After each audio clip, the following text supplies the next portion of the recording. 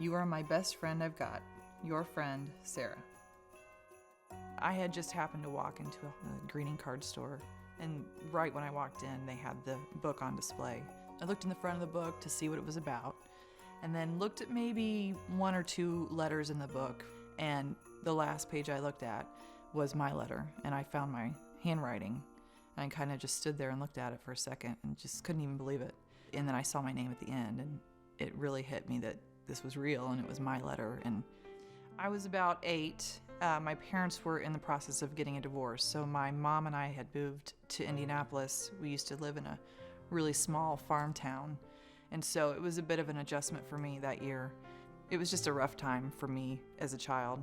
For anyone that age, you know, Santa is everything, especially this time of year, and especially when you're hurting a little bit and just looking for some, I guess, extra love at that time of the year. So that's why I think it was important to me to write that.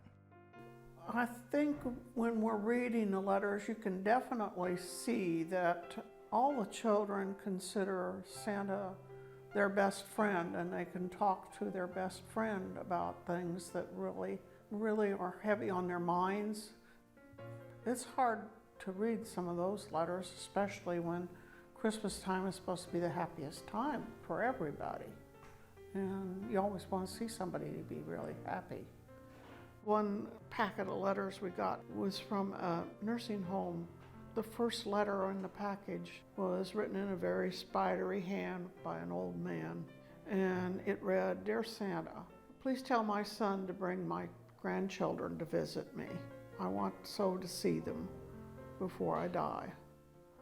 So Santa wrote that he would whisper into his son's ear when he delivered Christmas to his family.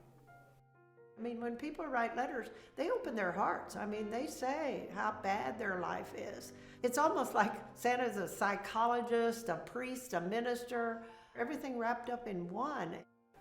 I think adults write the letters because they want to be heard as well, but I think they believe in the magic of Christmas, that somewhere there is a Santa that is going to help them. They may never meet me at all. They may never meet any of us, but they'll know that someone cared enough to answer back.